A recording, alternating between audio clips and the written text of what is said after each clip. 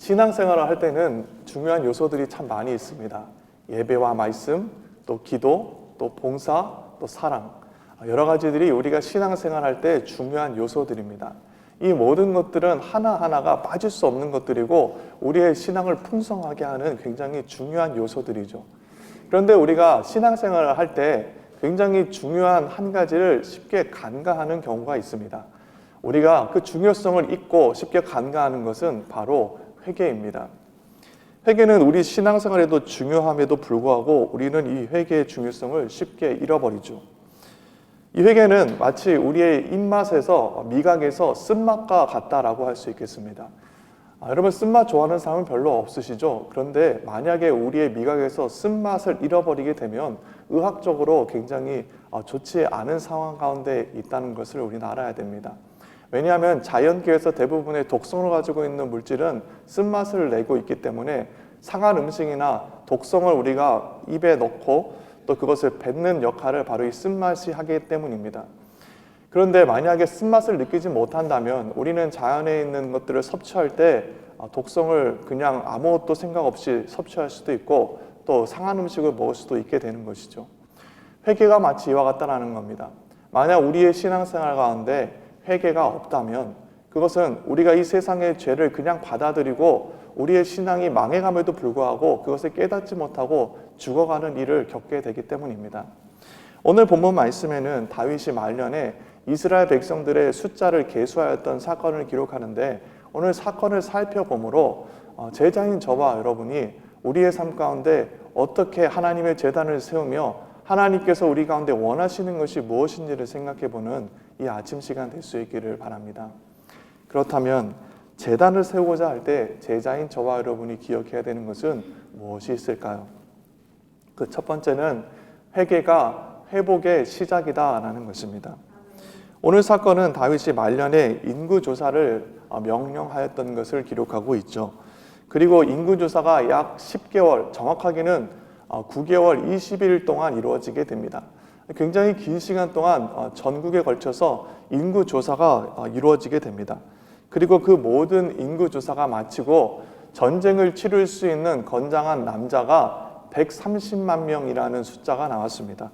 그리고 그 인원을 다윗에게 보고하고 있는 장면이 오늘 10절 말씀에 있습니다. 사무엘하 24장 10절 말씀인데 우리 한번 같이 읽어보겠습니다. 24장 10절 말씀입니다. 시작. 다윗이 백성을 조사한 후에 그의 마음에 자책하고 다윗이 여호와께 아뢰되 내가 이 일을 행함으로 큰 죄를 범하였나이다. 여호와여 이제 간구하옵나니 종의 죄를 사하여 주옵소서. 내가 심히 미련하게 행하였나이다 하니라. 아멘. 그가 130만 명이라는 숫자가 장정이 있다, 병사가 있다라는 보고를 들을 때에 어찌했다라고 이야기합니까? 그의 마음에 자책하고 이야기하고 있습니다. 이것을 원문의 단어로 보니까 자책한다라는 말이 그의 마음이 다윗을 쳤다라고 이야기하고 있습니다. 그만큼 다윗에게는 그 이야기를 들었을 때 충격이 컸다라는 것이죠. 근데 조금 이상하지 않습니까? 아니 130만 명의 군사가 있다는 것을 듣고 왜 다윗은 자책하는 마음이 들었냐라는 겁니다. 아니 그리고 더 나아가서 다윗은 하나님께 하나님 내가 큰 죄를 범하였사오니 나의 죄를 용서하여 주옵소서라고 주님 앞에 구하고 있습니다. 조금 이상하게 여겨지지 않습니까? 아니 왜 자신의 군사가 130만 명이라는 그 보고를 듣고 나서 이와 같이 하나님 앞에 자신의 죄를 회개하는가 의문이 듭니다. 만약 여러분이 다윗이었다면 여러분은 130만 명의 병사가 있습니다라는 보고를 듣고 어떤 반응을 보였을 것 같습니까? 만약 제가 다윗이었다면 제가 군사가 130만 명이 있다라는 이야기를 들었으면 저는 오히려 미소를 머금고 뿌듯해했을 것 같습니다. 그렇지 않겠습니까? 그런데 다윗은 그 보고를 듣고 그것이 큰 죄라는 것을 하나님 앞에 통회하며 주님 앞에 회개하였다라는 겁니다. 130만 명이라는 숫자는 결코 적은 숫자가 아닙니다. 산헤드립이 예루살렘을 침공해서 포위하였을 때 그 대군의 숫자가 18만 5천 명이었습니다. 너무나 유명한 그리스와 페르시아 전쟁 너무나 유명하죠. 이때 페르시아 대군이 몇 명이었는가 학자들마다 조금씩 의견은 다릅니다만 대략적으로 약 170만 명의 대군을 이끌고 그리스를 침공해 왔다라고 역사학자들은 보고 있습니다. 그런데 지금 이스라엘의 군사가 몇 명이었다고요? 130만 명이었다라는 겁니다. 어마어마한 숫자입니다. 뿌듯할 만하고 다윗은 자신이 이룬 것에 대해서 자랑할 만합니다. 그런데 다윗은 그 보고를 들을 때 자책하는 마음이 들었다. 성경은 이야기하고 있습니다. 도대체 다윗은 왜 그 보고를 들을 때 자책하는 마음이 들었는가? 우리는 이것을 이해하기 위해서 다윗의 삶을 한번 들여다봐야 됩니다. 다윗은 평생 하나님을 의지하며 살았던 사람입니다. 그는 소수의 병력들을 데리고 전쟁을 치렀던 사람입니다. 강한 장수였고 용맹한 용사였지만 그는 이처럼 대군을 이끌고 싸운 적이 없습니다. 그는 항상 소수의 인원을 가지고 전쟁을 치렀던 사람입니다. 그리고 이스라엘을 통일하였죠. 그렇기 때문에 다윗은 그의 평생에 전쟁을 치를 때 그가 항상 의지하던 것이 있습니다. 그것은 바로 하나님이죠. 다윗은 전쟁을 앞두고 항상 전쟁을 치를 때 그가 능력이 되고 그가 의지하고 그가 바로 서 있는 곳이 바로 하나님이었다라는 겁니다. 평생을 그렇게 살아온 사람입니다. 그렇기 때문에 시편 18편 1절과 2절 말씀에 너무나 유명한 고백을 다윗은 하고 있죠. 제가 여러분들을 위해서 읽어주겠습니다. 나의 힘이신 여호와여, 내가 주를 사랑하나이다. 여호와는 나의 반석이시오, 나의 요새이시오, 나를 건지시는 이시오, 나의 하나님이시오, 내가 그 안에 피할 나의 바위시오, 나의 방패시오, 나의 구원의 뿌리시오, 나의 산성이시로다. 아멘. 다윗은 이런 사람입니다. 그가 이야기하는 용어들은요, 전부 군사 용어입니다. 그는 전쟁터에서 잔뼈가 굵은 용사라는 겁니다. 그런데 그가 그 모든 전쟁을 치를 때 그의 힘이요, 방패요, 산성이요, 능력되었던 분은 그가 들고 있었던 칼과 방패가 아니고 그가 의지하였던 병사들이 아니고 바로 하나님이었다라는 겁니다. 그런데 그가 130만 명이나 되는 병사가 그와 함께 한다는 것을 들었을 때 그가 항상 평생 의지하고 그가 힘이 되고 자신의 능력이 된다라고 했던 하나님과의 관계가 끊어지는 것을 그가 경험했던 것이죠. 그가 하나님을 의지하지 못하는 교만함이 그 안에 발견되었다는 겁니다. 다윗은 영적으로 굉장히 민감한 사람이라는 것을 알 수가 있죠. 그가 평생 의지하였던 하나님을 의지하지 않는 마음이 그 안에 샘솟는 것을 보고 그는 바로 회개하여 주님 앞에 엎드린 것입니다. 다윗의 영성이 참 우리가 본받을 만하지 않습니까? 우리의 삶도 다윗과 같은 영성을 가져야 된다 생각합니다. 우리는요, 연약하기 때문에 세상에서 조금만 잘 되면 나의 능력을 의지하고 내가 가지고 있는 것을 의지하려고 합니다. 그리고 우리는 내가 가지고 있는 것을 의지하고 내가 능력이 있어서, 경험이 있어서, 지혜가 있어서 이 모든 것을 이뤘다라고 쉽게 생각합니다. 그런데 그러한 교만이 내 마음에 찾아왔음에도 불구하고 하나님과의 관계가 끊어졌음에도 불구하고 우리는 그것을 인지하지 못할 때가 많습니다. 만약 그렇게 된다면 우리 인생은 망할 수밖에 없겠죠. 여러분, 그러나 우리의 삶이 하나님과의 그 친밀한 관계 속에서 하나님을 사랑하는 삶으로, 하나님을 의지하는 삶으로 살아갈 수 있도록, 유지할 수 있도록 하는 것이 바로 우리의 삶의 회개라는 것을 알 수 있습니다. 회개는 우리의 영을, 우리의 영혼을 건강하게 합니다. 회개는 이 세상의 죄로부터 우리를 보호하게 합니다. 그렇기 때문에 우리의 삶이 하나님의 제단을 쌓고자 한다면 건강한 영성으로, 건강한 영혼으로, 주님의 능력으로 이 세상에서 승리하는 인생을 살기를 원한다면 반드시 저와 여러분의 삶에는 이 회개의 역사가 있어야 된다라는 겁니다. 회개가 우리의 삶을 회복시키는 길이요, 회개가 우리의 삶을 하나님의 심판에서부터 돌이켜 용서의 삶으로, 은혜의 삶으로, 축복의 삶으로 나아가게 한다라는 겁니다.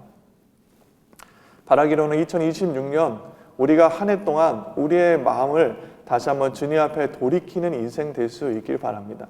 세상의 유혹이, 세상의 죄가 우리의 삶에 스며들려 할 때 하나님을 의지하십시오. 그 세상 것을 떨쳐내고 다시 한번 주님 품으로 달려나아가 하나님이 주시는 축복을 받아 누리는 저와 여러분의 삶이 될 수 있기를 예수님 이름으로 축복합니다. 제단을 세우고자 할 때 제자인 저와 여러분이 기억해야 되는 두 번째가 있습니다. 그것은 회개하는 자가 제단을 세운다라는 겁니다. 다윗의 죄로 인해 이스라엘 사람들이 7만 명이 죽었습니다. 전염병으로 인해 죽임을 당하게 되었죠. 당시의 장면을 성경은 다음과 같이 기록합니다. 16절 말씀입니다. 천사가 예루살렘을 향하여 그의 손을 들어 멸하려 하더니 여호와께서 이 재앙 내리심을 뉘우치사 백성을 멸하는 천사에게 이르시되 족하다. 이제는 내 손을 거두라 하시니 여호와의 사자가 여부스 사람 아라우나의 타작마당 곁에 있는지라. 아멘.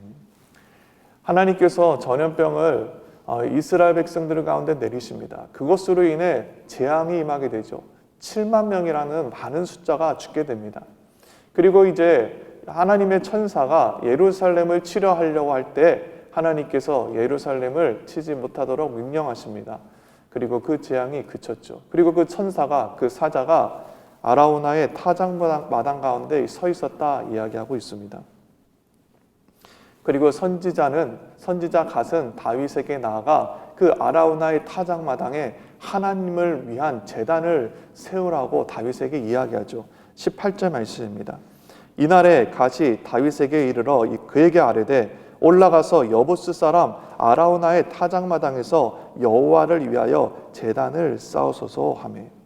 하나님의 심판이 멈춘 그곳에서 하나님께서 예루살렘을 보호하시고 지키기로 결단하신 바로 그곳에서 하나님을 향한 제단을 세우라 이야기하고 있습니다. 그리고 25절 말씀입니다. 우리 한번 같이 읽어보겠습니다. 시작. 그곳에서 여호와를 위하여 제단을 쌓고 번제와 화목제를 드렸더니 이에 여호와께서 그 땅을 위한 기도를 들으심에 이스라엘에게 내리는 재앙이 그쳤더라. 아멘. 다윗이 회개함으로 하나님께 돌이켜 하나님께 제단을 쌓습니다.